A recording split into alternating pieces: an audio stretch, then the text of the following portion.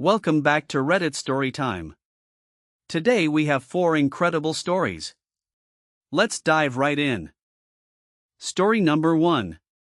Aita for not babysitting my dad's kids but babysitting my niece? So this happened, and the family drama here is absolutely off the charts. A 34-year-old woman has a sister who she became incredibly close with after her niece was born. She does whole weekend babysitting once a month, and she views it as a huge favor because she is honestly not really a kid person. But she loves her niece more than anything. Now here is where it gets complicated. Her dad has a girlfriend who is closer in age to her than to him, which already makes things deeply uncomfortable. They have 2 children together, a 2-year-old and a baby. But here is the thing. Her childhood was traumatic. There was abandonment. There was physical punishment. She has been in therapy for years dealing with the damage. When her dad announced his girlfriend's first pregnancy, she was hurt, not happy like she was with her sister. She stays polite around the kids, but she does not love them, and she never babysits. So recently, her dad asked her to watch the kids for an evening so they could go on a date.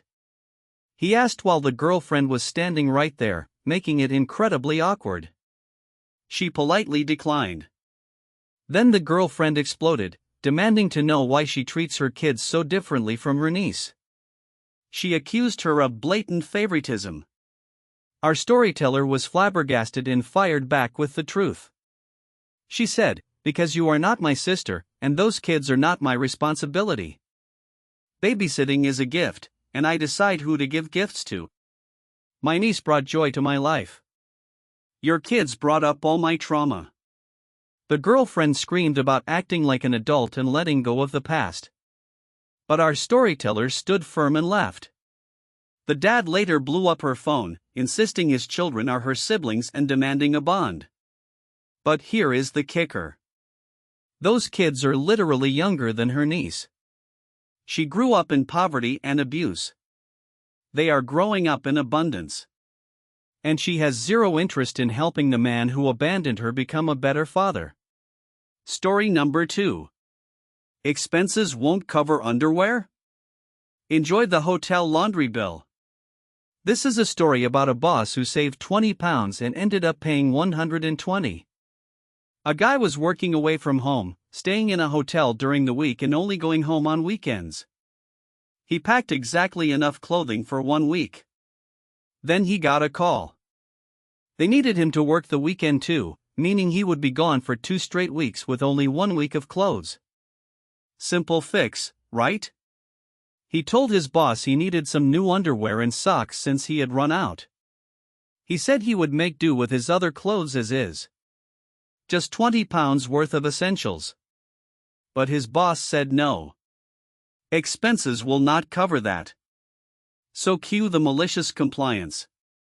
This guy took his entire bag of dirty clothes, every single piece, and threw it all into the hotel laundry bag. The hotel laundry charges £5 for every pair of socks, £5 for every pair of underwear, £10 for every shirt, £10 for every pair of trousers. He ran the entire bag through the hotel laundry service and submitted the whole bill through expenses. The total came to £120. All because his boss refused to approve £20 for underwear and socks. The beautiful part is that this was completely within policy. The boss never said hotel laundry was not allowed. He only said emergency clothing could not be put through expenses. Hotel laundry service is a standard hotel expense. So technically, it was 100% compliant. £20 became 120.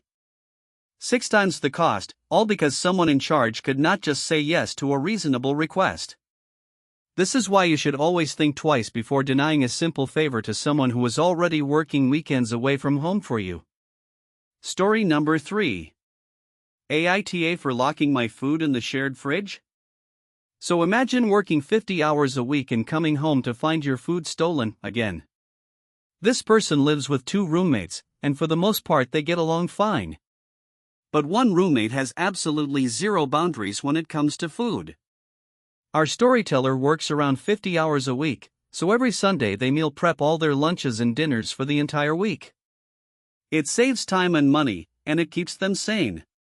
But over the past month, this one roommate has taken their meals 3 separate times. The first time, he claimed he thought it was abandoned leftovers. It was freshly made on Sunday night. Abandoned leftovers. Right. The second time, he swore he would replace it. He never did. Then a couple of days ago, 2 of 5 meal containers vanished again. When confronted, the roommate just shrugged and said he was starving after the gym and did not have time to cook. His brilliant offer to make things right? Buy them a coffee. A single coffee to replace 2 full meals. So our storyteller had enough. They went on Amazon, ordered a clear plastic lockbox, and put all their prepped food inside it on their fridge shelf. Simple solution. Clear boundary. Now here is where it gets ridiculous. The roommate saw the lockbox and completely flipped out. He accused them of treating him like a criminal and making the whole apartment toxic. The other roommate agrees that the food thief is in the wrong but thinks the lockbox is overly dramatic and ruined the vibe. Ruined the vibe. The person stealing food says the victim is being dramatic. Now the thief is giving the silent treatment and the atmosphere at home is super awkward. So the question is protecting your own property with a lock somehow worse than repeatedly stealing someone else's food? This person works 50 hours a week, spends their Sunday cooking, and just wants to eat what they made. Story number 4. Aita for calling out my coworker at the office potluck? So picture this. Your department throws a potluck to celebrate a coworker who is leaving. 15 people. Most people bring something, including the guy who is leaving. But then there is Bob. Bob never brings anything. Ever. They have several potlucks a year, and in all that time, nobody has ever seen Bob contribute a single dish. Now, during their potlucks, they leave the food out for a while, then put it in the refrigerator so people can snack on it during their shift. But this time, while everyone was putting food away, Bob pulled out several Tupperware containers. He started filling them up with food that other people had brought. Food he did not make. Food he did not contribute. He was packing it all up to take home because he did not want to cook after his shift.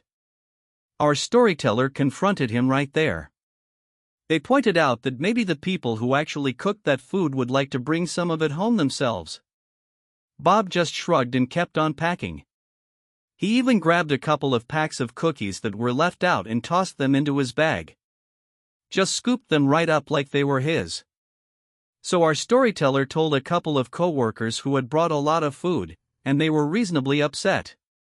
The question is whether calling out Bob and telling others what he did makes our storyteller the asshole. Now, consider this. Bob never contributes. He never brings anything to share. But he has no problem filling containers with other people's homemade food and taking it home for himself. He did not ask. He did not offer to trade. He just helped himself, and when called out, he literally shrugged and continued. The man who brought nothing took the most home. And somehow, our storyteller is the one questioning whether they did the right thing by speaking up. Sometimes the audacity of people is truly unmatched. That's all for today. If you enjoyed these stories, hit that subscribe button and ring the bell for more. See you next time.